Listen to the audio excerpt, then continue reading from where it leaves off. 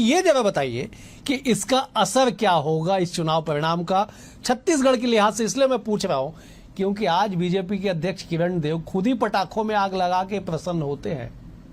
देखिए, उनकी इस हरकत से ही समझ में आता है कि उनके मन में कितना खौफ था और वो ये मान के चल रहे थे कि हम हरियाणा जीत ही नहीं रहे। पर जब अप्रत्याशित परिणाम सामने आए तो वो जो अंदर का डर था वो खुशी बनकर जब निकला तो वो उस रूप में नजर आया कि प्रदेश अध्यक्ष स्वयं पटाखे पर आग लगा रहे थे।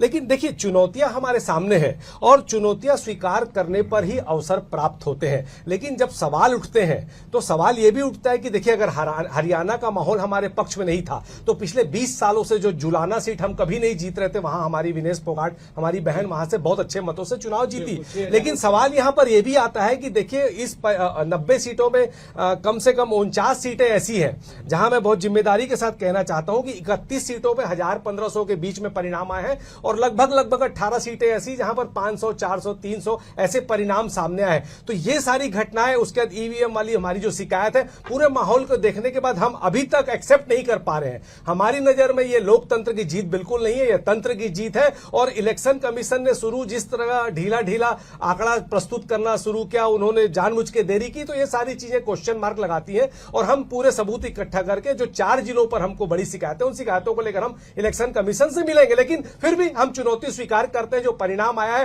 क्योंकि लोकतंत्र में ऐसा है कि कलेक्टर एक बार इसको सर्टिफिकेट दे देता है, फिर कुछ होता नहीं है। तो परिणाम आ चुके हैं, उसको हम सहज स्वीकार करते हैं। लेकिन चूंकि विपक्ष में होने के नाते हमारा दायित्व तो बनता है कि जनता के सामने सारी बातें आनी चाहिए, क्योंकि भारतीय जनता पार्टी खुद मान के चल रही थी कि हम नहीं जीत रहे हैं। लेकिन फिर भी परिणाम आए हैं, मैं बधाई देता हूं उनको। और हम पूरी ताकत के साथ आने वाले चुनाव में फिर से हम अपनी ताकत दिखाएंगे, मेहनत करेंगे और जनता के दरबार में जाएंगे।